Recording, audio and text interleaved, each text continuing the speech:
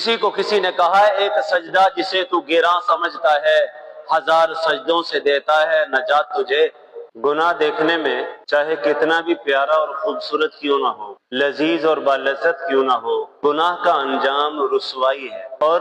نیکی اور پرہیزگاری دیکھنے اور کرنے میں چاہے کتنی ہی مشکل کیوں نہ ہو، اس میں بظاہر ذلت کیوں نہ ہو، نیکی اور تقوی کے اندر اللہ نے عزت رکھی۔ بظاہر تو اپنی پیشانی کو زمین پر رگڑنا ہے، لیکن اس سجدے میں جو اللہ نے عزت رکھی ہے، اس سجدے کی وجہ سے حضرت انسان پوری دنیا کے سب جانوروں سے زیادہ باعزت ہے۔ ساری دنیا کے سارے جانور، انہوں نے چونکہ رب کو سجدہ نہیں کیا، سجدے کی دولت ان کو نہیں ملی، تو ان کو ہر کھانے میں سجدہ کرنا پڑ رہا ہے۔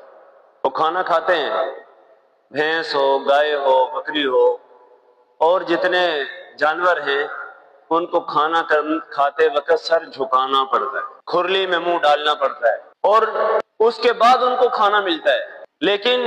حضرت آدم علیہ السلام کو رب تعالیٰ نے جب پیدا کیا تو جہاں پر فرشتوں سے حضرت آدم کو سجدہ کروایا تو اس کے بعد فرمایا آدم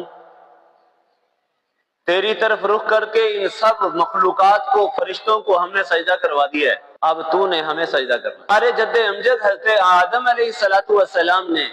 وہ ایک سجدہ ہماری طرف سے کیا ہے، اور اس سجدے کا انعام ہمیں یہ ملا کہ ہمیں کھانا کھانے کے لیے سر جھکانا نہیں پڑتا،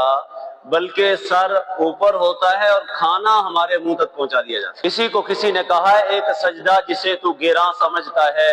ہزار سجدوں سے دیتا ہے نجات تجھے۔ جی وہ ایک سجدہ جو حضرت آدم علیہ السلام نے کیا تھا، اس ایک سجدے کی وجہ سے تمام کی تمام بنی آدم اور بنی نوع انسان کو اللہ تعالیٰ نے یہ شرف عطا کیا کہ ان کو ہر کھانے کے وقت سجدہ کرنے سے اللہ نے نجات دے دی۔